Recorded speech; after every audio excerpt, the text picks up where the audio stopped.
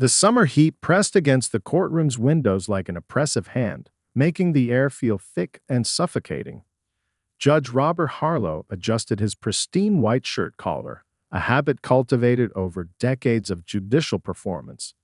At 57, he was the epitome of judicial authority.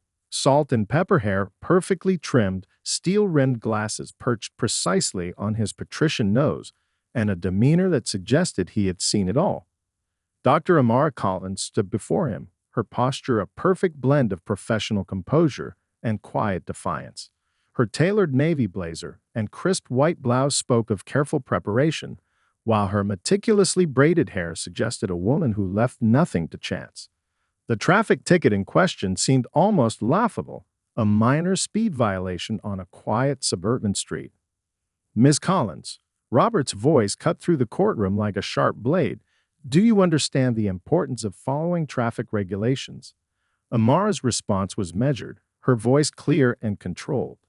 "Your Honor, the circumstances where?" "Circumstances?" Robert interrupted, his eyebrow arching with practiced condescension. "The law is clear. Speed limits exist for public safety." The courtroom fell silent. A young court clerk shifted uncomfortably, sensing the underlying tension that had nothing to do with a simple traffic violation. The white judge's dismissive tone carried a weight that went far beyond the moment, a subtle reminder of power dynamics deeply embedded in the judicial system. Amara's fingers, adorned with a single elegant gold ring, a gift from her late grandmother, gripped her legal pad. She knew this dance well. Another microaggression, another moment of systemic dismissal. But today would be different. "I was responding to an emergency call from my university," she explained, her voice steady. "A student was in potential danger, and I was taking the most direct route to intervene." Judge Harlow's eyes narrowed.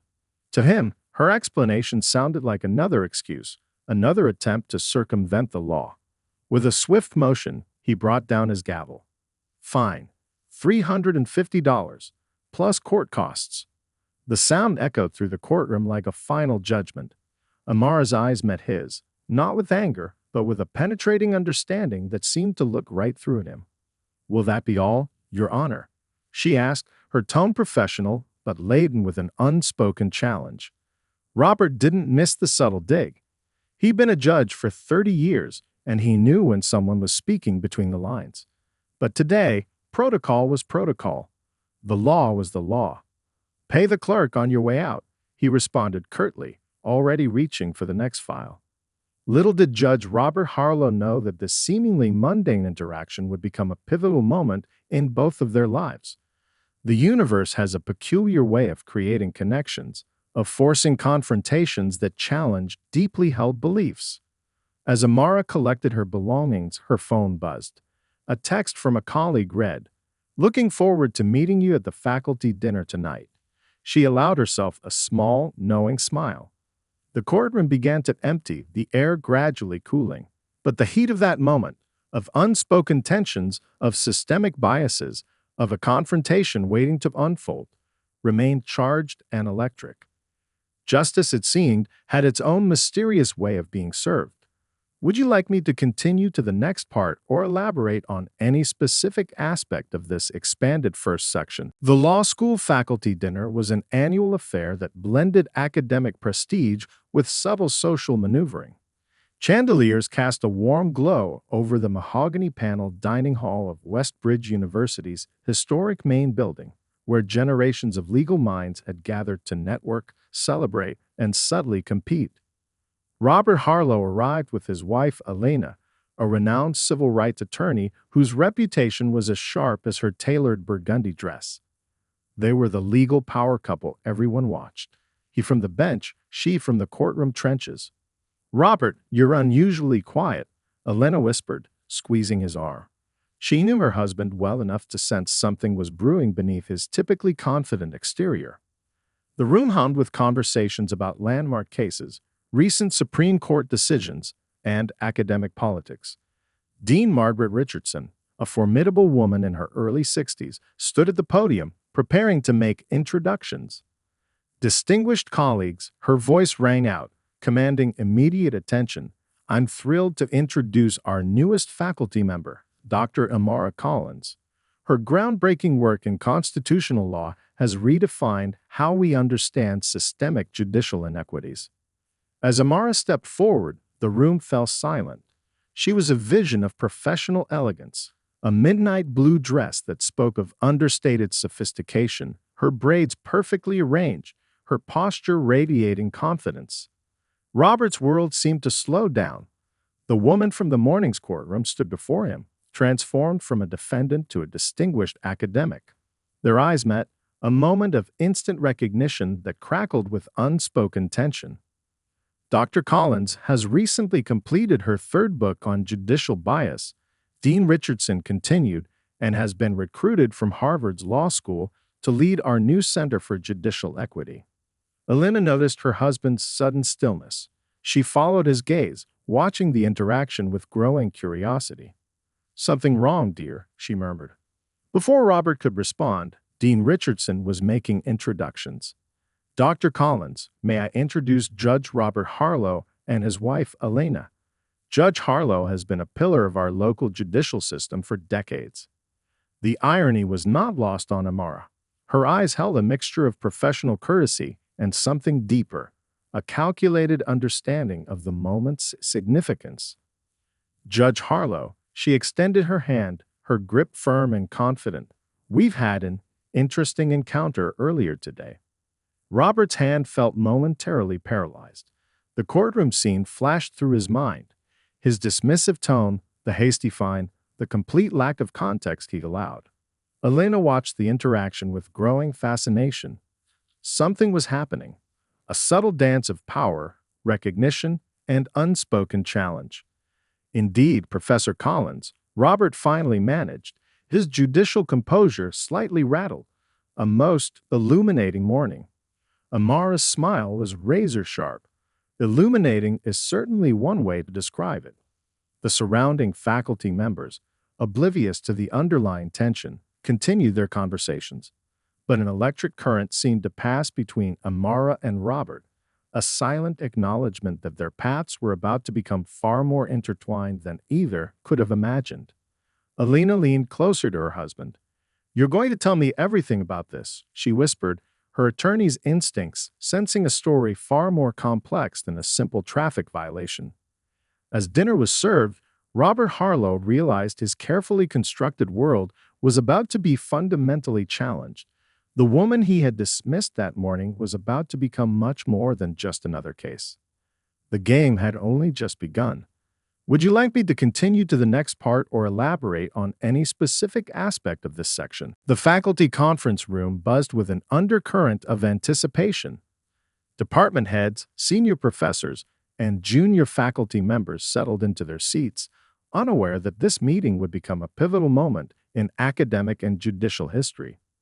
Dr. Amara Collins stood at the front, her presentation slides already loaded, her demeanor a perfect blend of academic precision and strategic confrontation. She had spent weeks preparing this moment, not just as a professional statement, but as a calculated exposure of systemic judicial bias. "Colleagues," she began, her voice clear and resonant, "today we'll examine a critical issue that plagues our judicial system." Robert Harlow sat in the second row, suddenly feeling every one of his 57 years. Elena had encouraged him to attend, her knowing smile suggesting she anticipated something extraordinary. Amara's first slide appeared, a statistical breakdown of judicial sentencing patterns. Color-coded graphs revealed stark disparities. Black defendants consistently receiving harsher sentences compared to white defendants for identical offenses. "These aren't just numbers," she explained, her tone clinically passionate. "These represent lives, families, entire communities impacted by unconscious bias." She then did something unexpected. Her next slide displayed court transcripts, specifically transcripts from Judge Robert Harlow's recent cases. The room grew uncomfortably silent. "Let's examine a pattern," Amara continued, her laser pointer highlighting specific judicial comments. Each highlighted section exposed microaggressions, dismissive language, and subtle but consistent bias in Robert's courtroom interactions. Robert felt the room's temperature drop. Colleagues exchanged uncomfortable glances. Some shifted in their seats, others maintained professional poker faces. This isn't about attacking an individual, Amara clarified. This is about understanding systemic issues that permeate our judicial system. Dean Richardson watched with a mixture of pride and strategic calculation.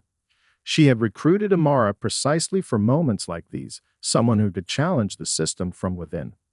Robert's colleagues began stealing glances at him. Some looked sympathetic, others curious, a few appeared judgmental. He remained stone-faced, decades of judicial training preventing any visible reaction. Amara's presentation crescendoed with a series of recommendations, not just critiques, but actionable strategies for judicial reform. Mandatory bias training, transparent sentencing guidelines, comprehensive review mechanisms. Change doesn't happen by accident, she concluded. It happens through deliberate, strategic intervention. As applause rippled through the room, Robert realized this was more than a professional critique. This was a calculated dismantling of his professional reputation. Alina leaned close, whispering, "Impressive." The T&A session became a masterclass in professional deconstruction. Colleagues asked probing questions, with Amara delivering razor-sharp, evidence-based responses. Robert remained silent, a strategy of professional restraint. As the meeting concluded, colleagues approached Amara, some offering congratulations, others seeking deeper discussions. Robert watched, processing the magnitude of what had just occurred. Dean Richardson approached him, her expression unreadable. "Quite a presentation, Robert." "Indeed," he responded, his judicial composure intact, but internally shaken. When Amara finally looked his way, their eyes met. No triumph, no anger, just a profound, challenging understanding. She knew this was just the beginning. Outside, autumn leaves drifted past the conference room windows, a metaphor for change, for things falling away to make space for something new. Robert Harlow understood one thing with absolute clarity. His world would never be the same again. Would you like me to continue to the next part or elaborate on any specific aspect of this section? The drive home was a silent battlefield of unspoken tensions. Robert's hands gripped the steering wheel, knuckles white, his mind replaying Amara's presentation like a haunting documentary. Elena watched him carefully, her legal mind dissecting every micro-expression. She had been his partner for 30 years, through judicial appointments, challenging cases, and personal struggles. But this felt different. "Do you want to talk about it?" she asked, her voice soft but probing. Robert's response was a grunt, a sound that carried decades of defensive mechanisms. But Elena wasn't one to be deterred. "Those statistics," she pressed, "they're not just numbers. They represent real lives." The car stopped at a red light. For a moment, the world seemed to pause. Robert saw his reflection in the side window. A man who had always believed he was fair, just, impartial. Now, those beliefs were crumbling like fragile architecture. "I've always followed the law," he finally said, his voice defensive. Elena's laugh was sharp, cutting. "Following the law and being just are two very different things, Robert." That evening, their living room became an arena of personal and professional reckoning. Elena spread out research, case studies, statistical analyses. A lifetime of civil rights work laid bare before her husband. "Look at this," she said, pointing to a graph showing sentencing disparities. "These aren't coincidences. These are systemic patterns." Robert's world was unraveling. He had always seen himself as a fair judge, a pillar of the community. Now he was confronting the possibility that his entire professional identity was built on unconscious bias. Family photos watched silently. Generations of Harlow men in judicial robes, symbols of legal tradition. But tradition, Elena had always argued, was not the same as justice. "Remember Michael Thompson's case?" Elena asked, pulling out a file. Michael was a young black man sentenced to 15 years for a minor drug offense, a case that had haunted Elena for years. Robert remembered. He had been the presiding judge. Memories flooded back, courtroom moments, quick decisions, standardized sentencing guidelines that suddenly felt less objective and more systematically oppressive. I thought I was being fair, he whispered, a crack in his professional armor. Elena's approach was surgical. She wasn't attacking, she was revealing. Each piece of evidence, each statistic was a mirror reflecting unconscious biases he had never acknowledged. Their conversation stretched into the night. Wine glasses half empty, legal documents spread across their antique coffee table. They dissected decades of judicial practice. Change is uncomfortable, Elena said, but necessary. Robert thought about Amara, her presentation, her controlled fury, her strategic exposure of systemic issues. He was simultaneously impressed and defensive. By midnight, something fundamental had shifted. The judge Robert Harlow, who had walked into that morning's court, was not the same man sitting in this living room. I need to make this right, he finally said. Elena squeezed his hand, not in sympathy, but in recognition of a profound personal and professional transformation. Outside, a summer storm began to brew. Thunder rumbled, a metaphorical accompaniment to the internal storm raging within Robert Harlow.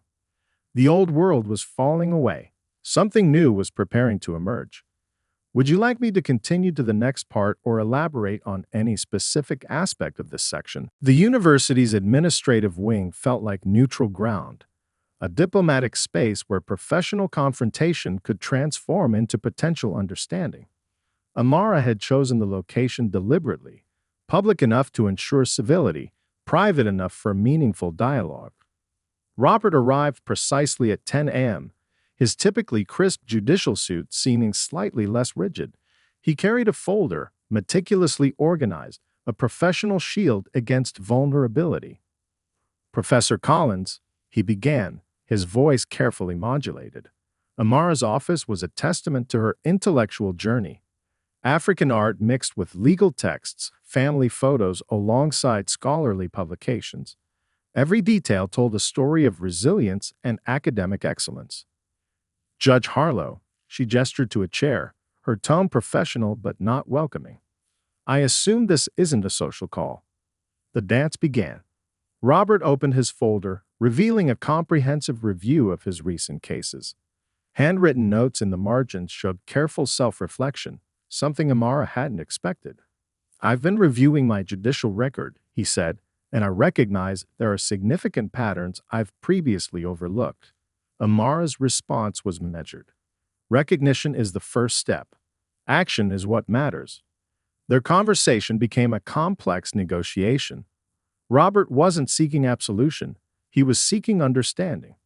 Amara shared stories, not as accusations, but as lived experiences that transformed abstract legal concepts into human realities.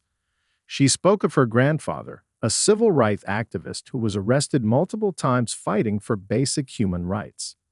Of her mother, the first in their family to graduate college. Of her own journey through a system designed to create obstacles. Every case is more than a file, she explained. It's a human story. Robert listened, truly listened, perhaps for the first time in his career. The defensive walls he'd built over decades began to crack. I want to understand, he admitted, not just apologize, but truly comprehend. Amara's approach was strategic. She didn't want performative allyship. She wanted genuine transformation. She proposed a collaborative project, a comprehensive review of judicial bias, using Robert's decades of experience as both a critical lens and a path to reform. This isn't about making you feel better, she said bluntly. This is about creating systemic change. Their meeting lasted 3 hours. What began as a confrontation gradually evolved into something more complex, a potential partnership born from unexpected circumstances. As they discussed potential research methodologies, something shifted. Professional respect began to replace initial antagonism. I'll need complete access to your historical case files, Amara stated. Robert nodded. On one condition, we publish our findings without sanitization. The university's diversity director, who had been quietly observing, couldn't believe what she was witnessing. A potential institutional transformation was happening in real time. By the meeting's end, They had outlined a groundbreaking research project, not just an academic exercise, but a potential blueprint for judicial reform. This won't be easy, Amara warned. Nothing worth doing ever is, Robert responded.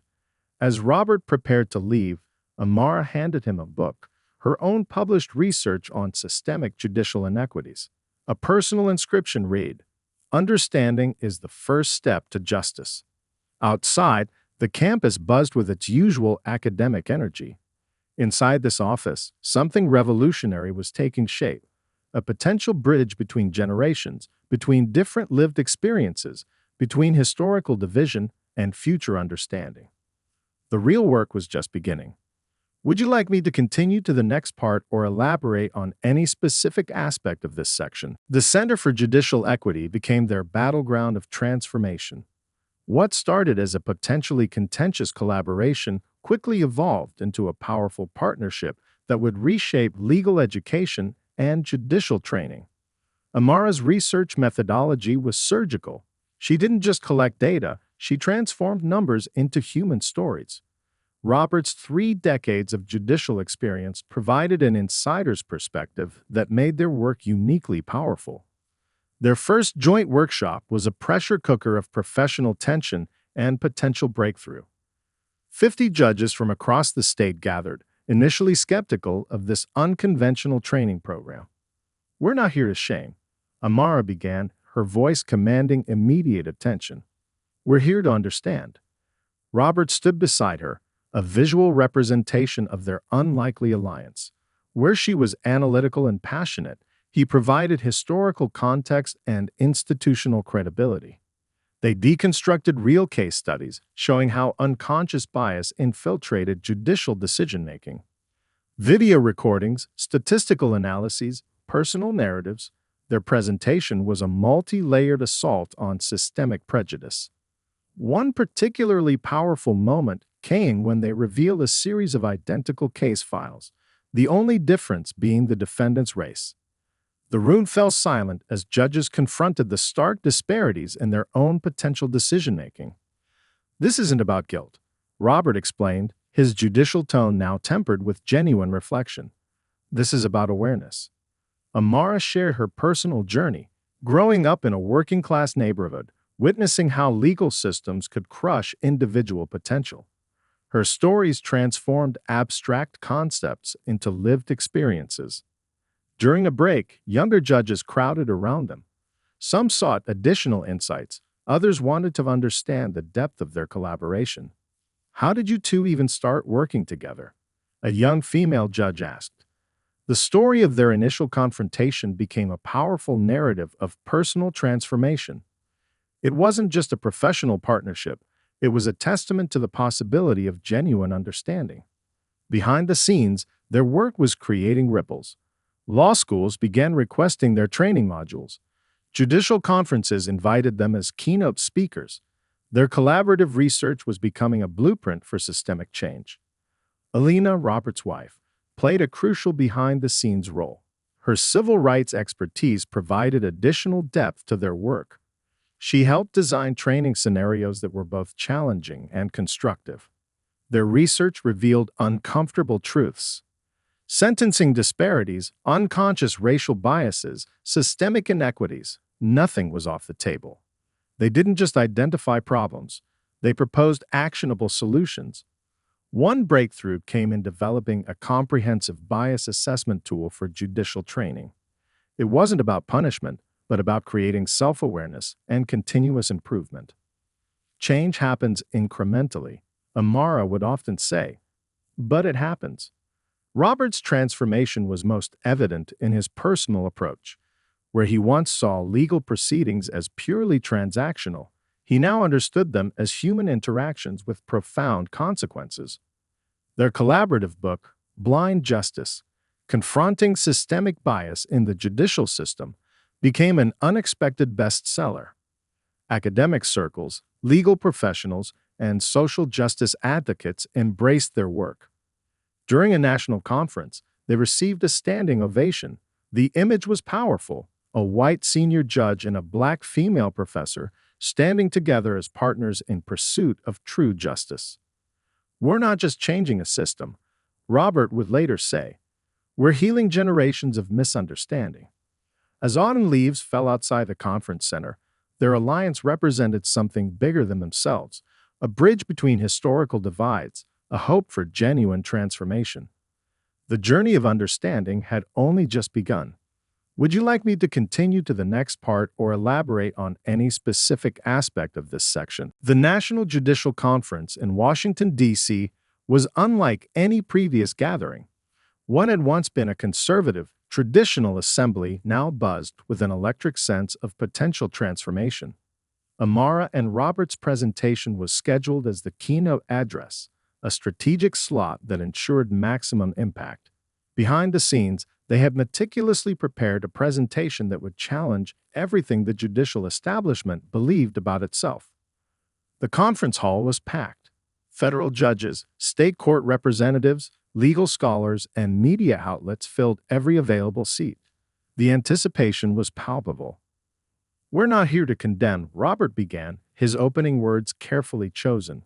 "We're here to understand." Amara took the stage beside him, their collaborative approach itself a powerful statement. Their presentation was a masterclass in systemic analysis, combining hard data, personal narratives, and actionable recommendations. Their slides revealed shocking statistics. Black defendants were 3.6 times more likely to receive harsher sentences for identical crimes. Latinx individuals faced similar systemic barriers. The numbers were undeniable. But they didn't just present problems. They offered solutions. Their proposed judicial reform package included mandatory implicit bias training, comprehensive sentencing review mechanisms, diverse judicial recruitment programs, transparent decision-making protocols. The room was electric with tension. Some older judges looked defensive, while younger legal professionals leaned forward with intense interest. During the Q&A, challenges came fast and furious. Conservative judges questioned their methodology. Skeptical legal experts demanded deeper evidence. Amara and Robert were prepared. Each challenge was met with surgical precision, data-driven responses, personal insights, and a commitment to objective analysis. Media outlets began live streaming the presentation. Social media exploded with discussions, debates, and shared insights. "This isn't about blame," Amara explained during a particularly tense moment. "This is about creating a more just legal system for everyone." Robert's transformation became a powerful narrative. Here was a senior white judge openly acknowledging systemic issues, working alongside a black female professor to create meaningful change. Their work caught the attention of national legal organizations. The American Bar Association requested comprehensive training modules based on their research. Law schools began redesigning curriculum to incorporate their insights. Behind the scenes, Alina continued to provide strategic support. Her civil rights expertise helped refine their approach, ensuring their message remained both challenging and constructive. The ripple effect was immediate and profound. Judicial training programs across the country began implementing their recommended approaches. Law enforcement agencies requested adaptation of their bias assessment tools. During a private meeting with senior judicial administrators, their recommendations began to transform into actual policy considerations. "We're not just talking about change," Robert would say. "We're creating a blueprint for a more just system." Their collaborative book became required reading in law schools. Universities invited them for guest lectures. Podcasts and documentaries explored their unlikely partnership. The most powerful impact was personal. Young lawyers of color saw representation. Veteran judges began questioning long-held assumptions. The conversation about judicial equity moved from the margins to the mainstream. At the conference's conclusion, they received a standing ovation, not just for their research, but for demonstrating the possibility of genuine understanding and transformation. As they left the stage, Amara and Robert exchanged a look of mutual respect. What had begun as a confrontation had become a powerful partnership capable of creating systemic change. The journey of justice continued, one difficult conversation at a time. Would you like me to continue to the next part or elaborate on any specific aspect of this section? 1 year after their first collaborative presentation, Amara and Robert stood before a packed auditorium at the National Judicial Equity Summit. The room represented a microcosm of judicial transformation, diverse, engaged, and hungry for meaningful change. Their partnership had become more than a professional collaboration. It was a living testament to the possibility of genuine understanding, of bridging historical divides.